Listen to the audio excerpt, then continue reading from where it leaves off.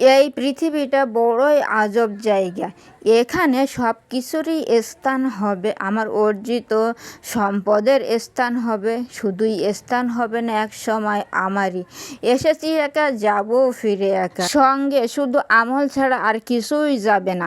আসসালামু আলাইকুম, hello viewers, কেমন আছেন আপনারা? আশা করি আল্লাহ তাআলার অশেষ রহমতে ভালোই আছেন। আলহামদুলিল্লাহ, আমিও ভালো আছি। বরাবরের মতো আজও চলে আসলাম আপনাদের মাঝে নতুন দিনের নতুন আরেকটি ভিডিও নিয়ে।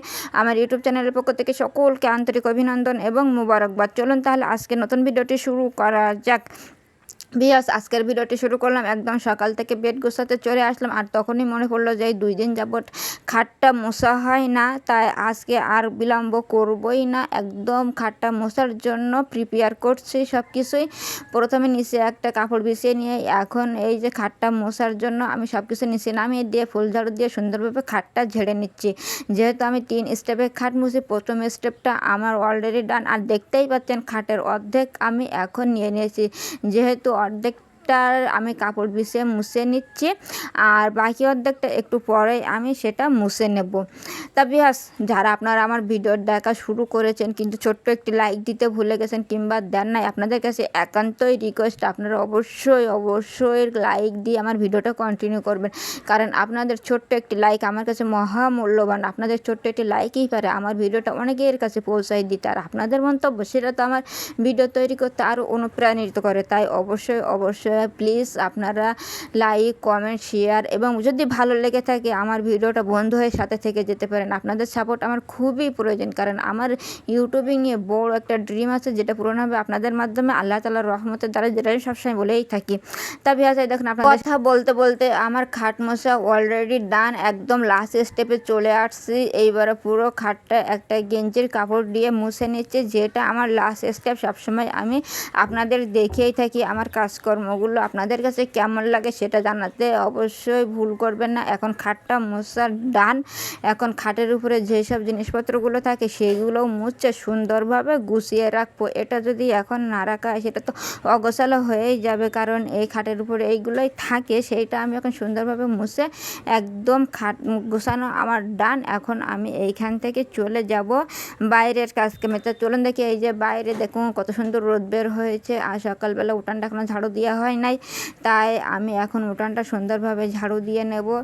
আর এই দেখেছেন ভিউয়ার্স, আজও পাতা পড়ে কী অবস্থা। আর এই দেখুন বৃষ্টি এই 2-3 দিন যাবত আর বৃষ্টি নাই, তারপরও যে ভেজা ভাব সেটা এখনও মানে যায় নাই। বৃষ্টির ছাপ এখনও আছে, 2-3 দিন যাবত এখনও বৃষ্টি হয় না, তা বৃষ্টির ছাপটা এখনও থেকেই গেছে। আমার মনে হয় আরও কিছুদিন থাকবে, তাই না ভিউয়ার্স? এখনও স্যাঁতসেঁতে, আর কি একটা অবস্থা। যাই হোক, এখন সুন্দরভাবে উঠোনটাও পরিষ্কার করে নিলাম।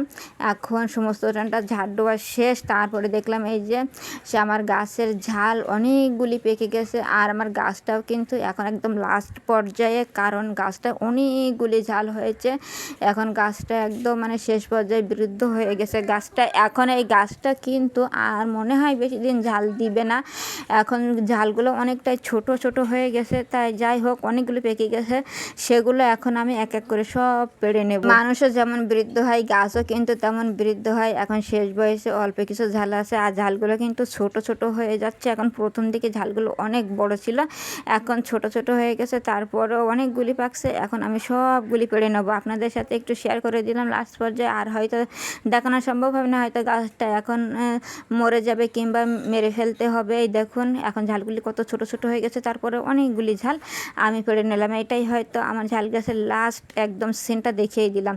তারপরে আজকে একদম ব্যতিক্রমধর্মী একটি রান্না করা হবে। সেই রান্নাটা হচ্ছে ডাউল রান্না করা হচ্ছে, এটা মশারির ডাউল মশলা দিয়ে সিদ্ধ করা হচ্ছে। এখন সিদ্ধ করা হয়ে গেছে, এখন একটা মালসাই করে ঘুটে নেব। জানি না আপনারা কারা এইভাবে ডালটা মানে মালসাই ফেলে ঘুটে একদম নিবিশ করে নেন, সেটা অবশ্যই কমেন্টের মাধ্যমে জানাবেন, কারণ এইটা করলে অনেকটাই খেতে ভালো লাগে। আর ব্লেন্ডারে সেটা টেস্টটা একটু নষ্ট করে দেয়, আমার যেটা ধারণা। আপনাদের কী ধারণা কমেন্টে অবশ্যই জানাবেন। তারপরে এই দেখুন সেই ডালটা এখন এর ভিতরে দিয়ে দেওয়া হচ্ছে, পেস্ট করে রাখছিলাম। এখন এই যে পানিটা উতলাই গেছে, তার ভিতরে দিয়ে আর একটু বলক ওঠানো পর্যন্ত অপেক্ষা করতে হবে। শুধু ডাল দিলে তো হবে না, মিশাতে তো হবে। তাই এখন এই যে সুন্দরভাবে একটা চামচ দিয়ে সুন্দরভাবে মিশাই নিচ্ছি। আর ডাউলটা যেহেতু মানে অনেকক্ষণ উতলাই খালি পড়েই যায়, তাই অনবরত নাড়তে থাকতেই হবে।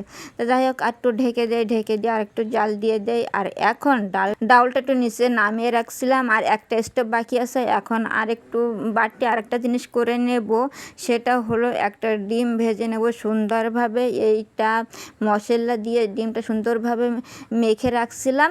এখন সুন্দরভাবে এই যে ডাউলের কড়াই, ডাউলটা তেলের উপর দেওয়ার আগে এই কড়াই ভেজে নেব। তাহলে একটা জিনিস হবে, সেইটা কি সেটা আপনারা কমেন্টে জানাবেন। কিসের জন্য আমি ডাউলের কড়াই ডাউল দেওয়ার আগে আমি ডিমটা ভাজছি, সেটা আপনারা অবশ্যই কমেন্টে বলবেন। কারণ আমি দেখতে চাই কারা কারা আমার ভিডিওটাকে একটু মনোযোগ সহকারে দেখেন, দেখে আমাকে প্রকৃতভাবে একটু সাপোর্ট করেন। তাই আপনারা অবশ্যই কমেন্টের মাধ্যমে জানাবেন কিসের জন্য আমি ডাউল রান্না রেখে এই ডিমটা ভাজছি। এইভাবে ডিম ভেজে খেতে আমার ভালো লাগে। শুধু ডিম মানে খালি সিদ্ধ করে কিংবা হাফ বয়েল করে খেলে সেটার থেকে আমার জন্য মশলা দিয়ে এইভাবে অমলেট করে খেলে সেইটা ভালো লাগে। আপনাদের এইভাবে ভেজে খেতে কার কার ভালো লাগে সেটাও আপনারা একটু কমেন্টের মাধ্যমে জানাবেন। এই দেখুন আমার ডিম ভাজার প্রসেসটা, এটা যেহেতু একটু সময় সাপেক্ষ ব্যাপার, তারপরে আমি ডিমটা এখন ফোল্ড করে নেব।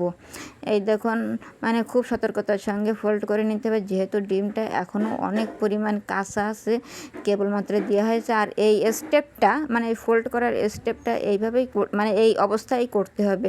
এর থেকে যদি আর একটু বেশি হয় তখন ফোল্ডটা থাকবে না, ফোল্ডটা খুলে যাবে।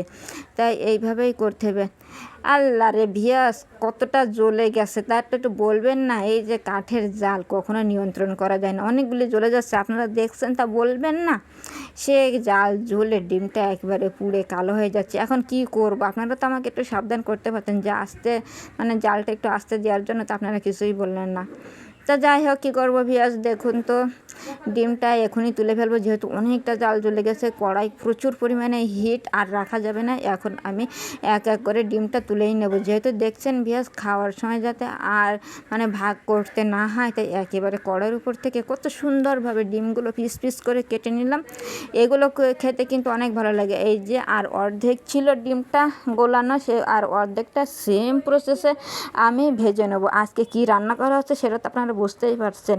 আজকে খুব সাদামাটা রান্না করা হবে, ডাউল ডিম ভাজি দিয়ে রান্না করা হবে। আর ওদিকে মানে ভাতটা রান্না করা হয়েছে, তার সঙ্গে আলু সিদ্ধ করা হয়েছে। আলু সিদ্ধ দিয়ে আলুটা মেখে ডাল ডিম দিয়ে খেতে আমার কিন্তু খুবই মজা লাগে। আজকে কোনো বাজার করা হয় নাই, তাই আজকে বাসায় যেটুকু ছিল সেইটুকু দিয়েই আজকে দিনটা চালাতে হবে। আজকে মানে খুব ক্রাইসিস, আজকে বাজার করা যাবে না। সপ্তাহের ভিতরে 2-3 দিন তো মানে 2-3 দিন না, 2 দিন কিংবা 1 দিন বিনা বাজারে চালাতে হয়। তাই আজকে এই সপ্তাহের ভিতরে এইটাই চালানো হয়ে যাচ্ছে। এখন সুন্দরভাবে পেঁয়াজ তারপরে রসুন ঝাল দিয়ে সেই ডালটা, এই যে লাস্ট স্টেপটা এখন আমি করে নিলাম।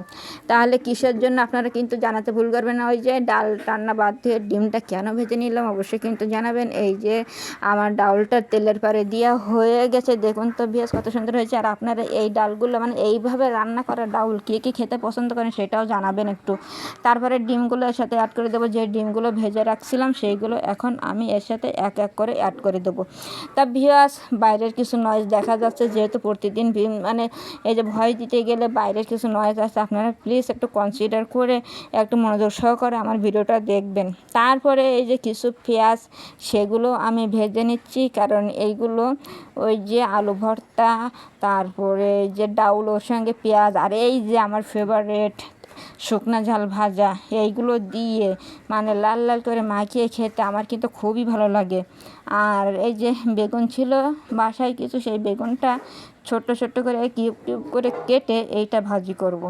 এইটা কিন্তু মানে আজকে যে রান্নাটা হচ্ছে বিনা বাজারে, এই রান্নাটা কিন্তু অসাধারণ টেস্টের হয়েই থাকবে। আপনাদের কার কার পছন্দ হলো এই যে বেগুন ভাজা, ঝাল ভাজা, পেঁয়াজ ভাজা আর আলু ভর্তা আর ডিম ভাজি ডাউল, কার কার পছন্দ হলো সেটা অবশ্যই কিন্তু কমেন্টের মাধ্যমে জানাবেন। আপনারা কে কে এইভাবে খেতে পছন্দ করেন সেটাও কিন্তু জানাবেন। তা ভিউয়ার্স, আজকের ভিডিওটা সর্বোপরি কেমন লাগলো আপনাদের কাছে, আজকে শেষ পর্যায়ে চলে আসলাম, আপনাদের কাছ থেকে বিদায় নেব। আজ একটু সাধারণভাবে হয়ে গেল, অন্যান্য দিনের থেকে একটু আলাদা হয়ে গেছে ভিডিওটা। তা কেমন লাগলো সেটা জানাতে ভুল করবেন না। বন্ধু হয়ে সাথে থাকবেন, সাবস্ক্রাইব করে দিয়ে বন্ধু হয়ে সাথে থাকতে পারেন। আপনাদের কাছ থেকে এখনই বিদায় নেব। আল্লাহ হাফেজ, আসসালামু আলাইকুম।